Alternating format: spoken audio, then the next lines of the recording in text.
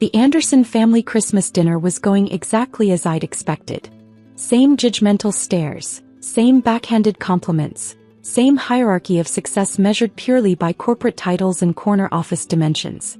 I pushed my mother's famous roast beef around my plate, trying to become invisible as my sister Catherine held court at the other end of the table. So then the CEO himself said my presentation was revolutionary, Catherine announced, her voice carrying that familiar note of superiority. That's why they fast-tracked my promotion to senior vice president at Morgan & Pierce. That's wonderful, darling. Mom beamed, topping off Catherine's wine glass. Isn't that wonderful, Daniel? Dad nodded proudly. Always knew you'd make it big, Katie. Following in your old man's footsteps. I took another sip of wine, remembering when Dad had said the same about me. Before I'd quit my prestigious position at Goldman Sachs to start my own consulting firm. Before I'd become the family disappointment. What about you, Olivia? Aunt Susan turned to me with fake concern. Still doing that, what do you call it? Independent strategic consulting, I supplied, straightening in my chair. Actually, my firm just landed a major dash. Oh, honey, Catherine interrupted, laughing that perfect corporate laugh she'd perfected. Still doing that silly consulting? Working from your apartment with your little laptop? The table rippled with polite chuckles. Even Mom tried to hide her smile behind her napkin. My work is actually quite dash, I tried again. Real successful people work for big companies, Liv, Catherine cut in again. Like Morgan & Pierce. We're about to close the biggest deal in company history. $15 billion merger. That's what real business looks like. I felt my cheeks burn but kept my voice steady. Consulting can be very impactful. In fact, I'm currently working on Dash. Remember when we were kids? Catherine turned to the table at large. Olivia always had to do everything her own way. Remember her special lemonade stand? She insisted on using real lemons while I was smart enough to use powder mix. I made $20, she made $5. More laughter. More pitying looks. At least she's independent, Mom offered weakly. That's something, right? Dad cleared his throat. You know, Liv, I could make a call. Get you an interview at Pierce. Entry level, of course, but dash. I'm doing fine, Dad, I said quietly, gripping my fork tighter. If they only knew what was sitting in my inbox right now. Fine isn't the same as successful, Catherine smirked. But hey, not everyone can handle the pressure of real corporate success. Some people are just meant for smaller things. I thought about the confidential documents on my laptop upstairs. About the emails marked urgent from certain very important people at Morgan & Pierce. About what tomorrow morning would bring. More wine, anyone? Mom chirped, trying to break the tension. Actually, I stood up, folding my napkin carefully. I should head up. Early meeting tomorrow. Catherine's laugh followed me to the stairs. Oh right, your meetings. In your pajamas on Zoom. I didn't respond. Let them laugh. Let them mock. Tomorrow would change everything. In my old bedroom, now Mom's occasional guest room. She'd redecorated it the week after I moved out. I opened my laptop. 3 new urgent emails from Morgan & Pierce's legal team. 2 missed calls from their CEO. I smiled, opening the merger documents they'd sent over. Catherine was right about one thing. Morgan & Pierce was about to close the biggest deal in their history. A $15 billion merger that would make headlines. What she didn't know was that her perfect company had overlooked one tiny detail in their rush to close the deal. One small but crucial signature they needed. I took another sip of wine, scanning through the urgent emails. The language grew increasingly desperate with each message. Ms. Anderson, your immediate attention is required. This matter is of utmost urgency. Please contact us as soon as possible regarding the Clayton merger. 3 months ago, I discovered a critical flaw in Morgan & Pierce's merger strategy. Their entire $15 billion deal hinged on intellectual property rights that, through a series of complex acquisitions, actually belonged to one of my clients. A fact their expensive corporate lawyers had somehow missed. My phone buzzed. Catherine's voice carried up the stairs, still holding court at dinner. Of course, being SVP means I'm integral to all major decisions. I opened my laptop's hidden folder labeled Project Phoenix, named after the mythical bird, not the city. Inside were months of research, documentation, and correspondence that proved exactly how integral Catherine really was to this deal. A soft knock at my door interrupted my thoughts. Dad entered carrying a slice of Mom's apple pie. "Thought you might want dessert," he said, setting it on my desk. He lingered, looking around the room that no longer held any trace of my childhood. "Listen, Liv, about that position at Pierce." "Dad," I started, but he held up his hand. "Just hear me out. Catherine could put in a good word. You could work your way up, have real security, real success dash. Like you did." I asked quietly. He flinched. We both knew the story, how he'd given 30 years to Morgan and Pierce, only to be politely retired the moment they could replace him with someone younger and cheaper. Catherine had conveniently forgotten that part when she'd taken her job there. "I just want what's best for you," he sighed. I glanced at my screen, at the emails marked urgent, at the documents that would determine the fate of the company that had discarded my father. "I know, Dad. And tomorrow you'll see exactly what that is." He left looking worried. Downstairs, I could hear Catherine regaling the family with another tale of corporate triumph. My phone buzzed again, this time a text from my business partner and best friend, Maya. "They're panicking. P.O. called me directly trying to get your number. Should we tell them?" "Not yet," I replied. "Let them sweat a little longer." I opened the merger documents again, focusing on Section 7.3 intellectual property rights. The entire deal depended on patents that technically belonged to my client, Old Grove Technologies, a small but brilliant tech firm that Morgan and Pierce had dismissed as irrelevant, just like they'd dismissed me. Another email popped up, this one from Catherine herself. "Hey sis, weird question, but do you know anything about Old Grove Technologies?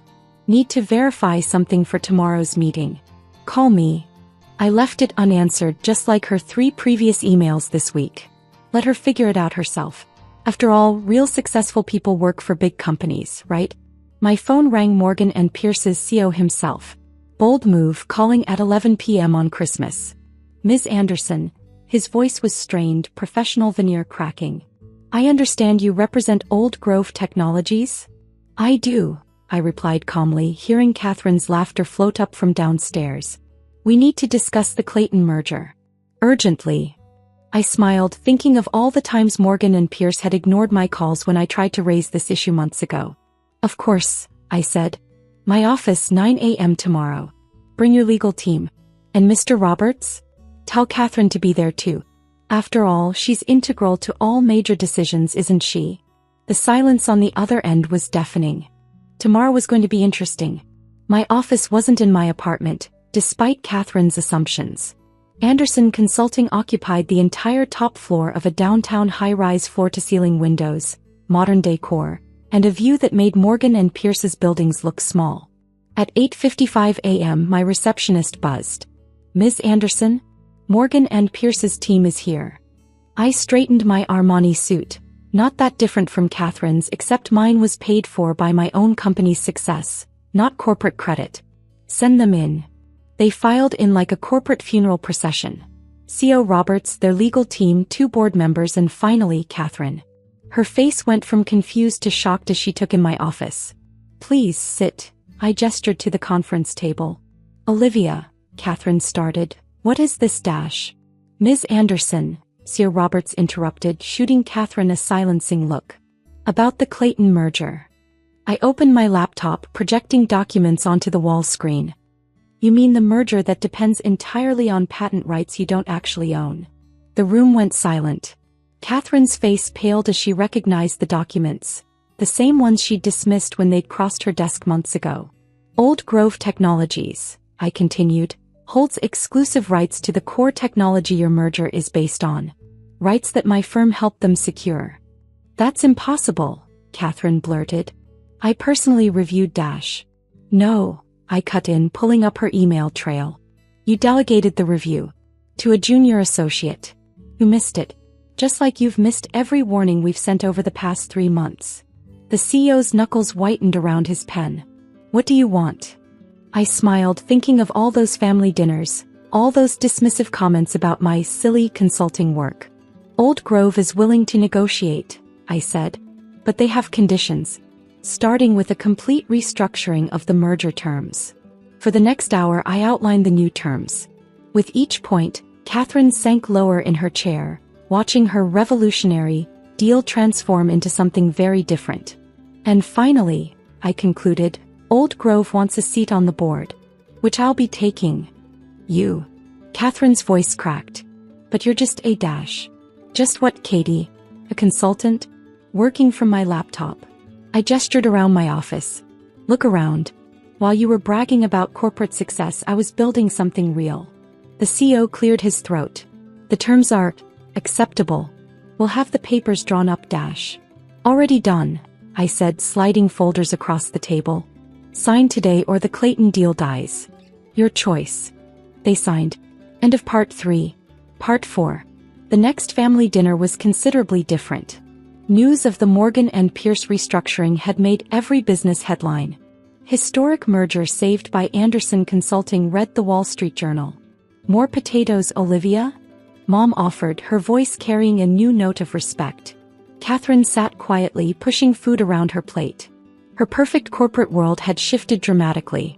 The merger she'd bragged about was now known as the Anderson deal in industry circles. How's the new board position? Dad asked, pride evident in his voice. The same pride that used to be reserved for Catherine. Productive, I replied. We're implementing major changes at Morgan and Pierce, starting with their retirement policies. Dad's eyes widened slightly. He knew what that meant. The policy that had forced him out was being rewritten. Actually, I continued, we're looking for experienced advisors for our new senior mentorship program. Interested, Dad? The look on his face was worth every moment of doubt I'd ever had about leaving corporate life. I heard they're restructuring departments, Aunt Susan ventured, glancing at Catherine. Yes, I confirmed. We're emphasizing thorough due diligence over quick deals. Some management changes were necessary. Catherine's demotion hadn't been my decision, technically. But her rushed handling of the Clayton merger had made it inevitable. Your sister's been quite helpful, I added, surprising everyone, including Catherine. Her insights into what not to do have been valuable. Later, as I was leaving, Catherine caught up to me in the driveway. Why didn't you tell me, she asked.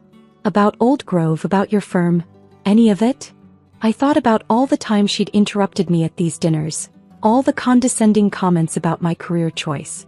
You never asked, Katie. You were too busy talking about your own success to notice anyone else's. She nodded slowly. I deserved that. And probably the demotion too. You did, I agreed. But you're smart, Catherine. Maybe now you'll actually do the work instead of just taking the credit. Like you did. Exactly. Driving home to my penthouse apartment, definitely not working from my pajamas, I thought about success, real success, not the kind measured in corner offices and corporate titles. My phone buzzed, another acquisition opportunity. Old Grove had identified other overlooked patents. More companies like Morgan and Pierce, too busy being big to see the small but crucial details. I smiled, thinking of Catherine's words from Christmas. Real successful people work for big companies. No, I thought. Real successful people build their own empires, one signature at a time.